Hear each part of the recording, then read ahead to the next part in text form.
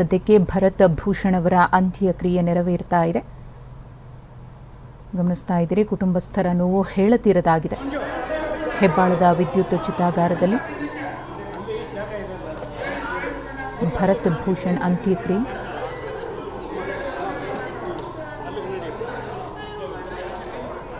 Police ಗೌರವ ಸಲ್ಲಿಕೆಯಾದ ನಂತರ ಒಂದಷ್ಟು ಅಂತಿಮ ವಿಧಿವಿಧಾನಗಳನ್ನು ಪೂರೈಸಿ ಇದೀಗ ಅವರ ಮೃತದೇಹಕ್ಕೆ ಅಗ್ನಿಸ್ಪರ್ಶವಾಗಲಿದೆ. ವಿದ್ಯುತ್ ಚಿತಾಗಾರದಲ್ಲಿ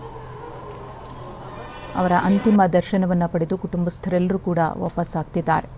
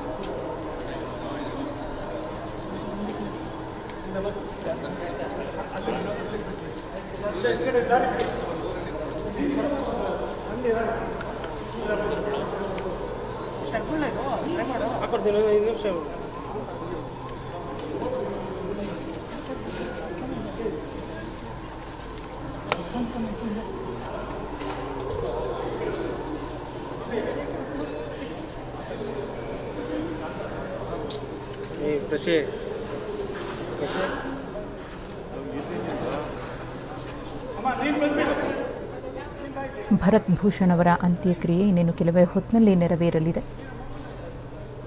ಮತ್ತೊಂದು ಕಡೆ ಮಂಜುನಾಥ್ ಅವರ ಅಂತ್ಯಕ್ರಿಯೆ ನೆರವೇರಿತು. ಪಂಚಭೂತಗಳಲ್ಲಿ ಮಂಜುನಾಥ್ ಲೀನರಾದರು.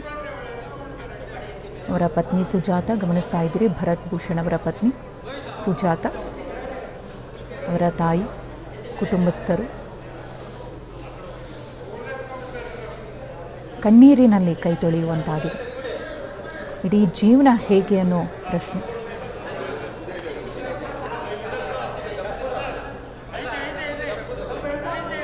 ಒಂದೊಳ್ಳೆ ಬದುಕನ್ನು ಕಟ್ಟಿಕೊಂಡಿದ್ರು ಭರತ್ ಭೂಷಣ್. ಪತ್ನಿ, ಮಗ, ತಾಯಿ, ಕುಟುಂಬ ಹೀಗೆ ಖುಷಿಯಾಗಿದ್ದಂತಹ ಕುಟುಂಬದಲ್ಲಿ ಇದೀಗ ಶೋಕ ಸಾಗರ ಆವರಿಸಿದೆ. ಇದೆಲ್ಲದಕ್ಕೂ ಕೂಡ ಕಾರಣ ಮನುಷ್ಯತ್ವವೇ ಇಲ್ಲದ ಮನುಷ್ಯ ರೂಪದಲ್ಲಿ ಇರುವಂತಹ ನರರಾಕ್ಷಸ ಉಗ್ರರ ಕೃತ್ಯ.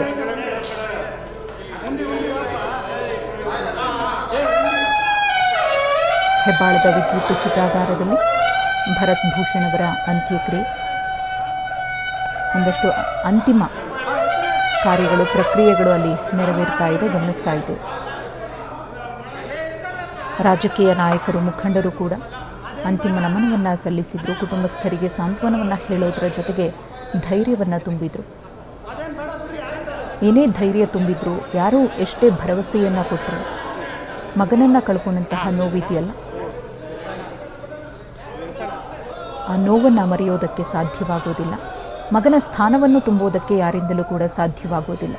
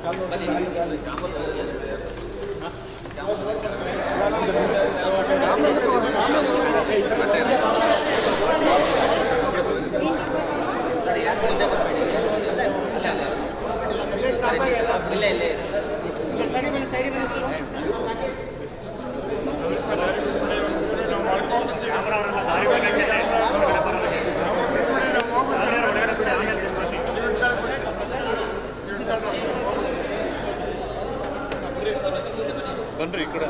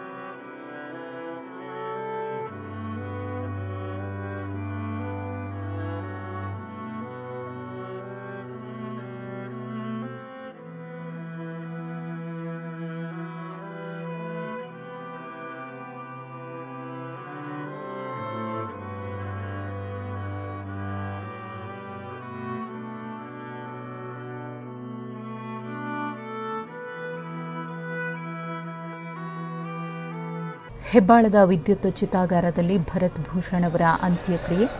ಮತ್ತೊಂದು ಕಡೆ ಇಡೀ ಕುಟುಂಬ ಶೋಕ ಸಾಗರದಲ್ಲಿ ಮುಳುಗಿದೆ. ಅವರ 3 ವರ್ಷದ ಪುತ್ರ, ಆ ಮಗುವಿನ ಸ್ಥಿತಿಯನ್ನು ನೋಡಿದರೆ ಎಂಥವರ ಕರುಳಾದರೂ ಕೂಡ ಚುರುಕನ್ನುತ್ತೆ. ಮೊನ್ನೆವರೆಗೂ ಕೂಡ ತಂದೆಯ ಎದೆ ಮೇಲೆ ಕೂತು ಆಡ್ತಾ ಇದ್ದಂತಹ ಮಗು ಇವತ್ತು ತಂದೆ ಇಲ್ಲ ಅನ್ನೋದನ್ನು ಅದು ಹೇಗೆ ಅರಗಿಸಿಕೊಳ್ಳುತ್ತೋ ಗೊತ್ತಿಲ್ಲ. ಪ್ರಪಂಚದೇ ಅರಿವಿಲ್ಲದಂತಹ ಮಗುವಿಗೆ ಇಂತಹ ಸ್ಥಿತಿ ಬಂದೊದಗಿದೆ. ಅಗ್ನಿಸ್ಪರ್ಶವಾಗಿದೆ ಭರತ್ ಭೂಷಣ್ ಅವರ ಮೃತದೇಹಕ್ಕೆ. ಹೆಬ್ಬಾಳದ ವಿದ್ಯುತ್ ಚಿತಾಗಾರದಲ್ಲಿ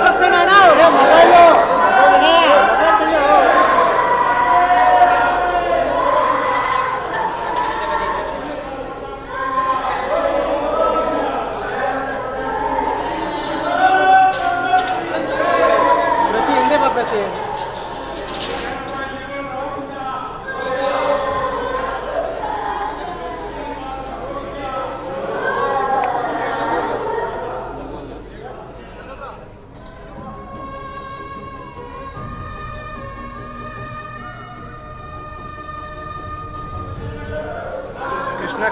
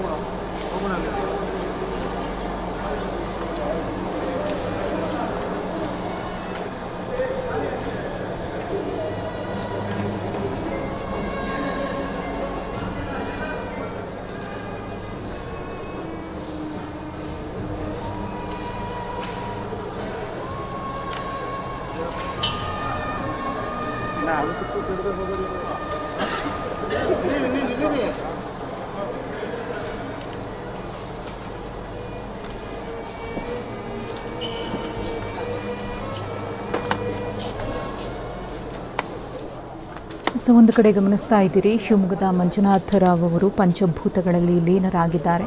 ಇನ್ನು ಮತ್ತೊಂದು ಕಡೆ ಭರತ್ ಭೂಷಣ್ ಅವರ ಅಂತ್ಯಕ್ರಿಯೆಯೂ ಕೂಡ ನೆರವೇರಿತು ಹೆಬ್ಬಾಳದ ವಿದ್ಯುತ್ ಚಿತಾಗಾರದಲ್ಲಿ.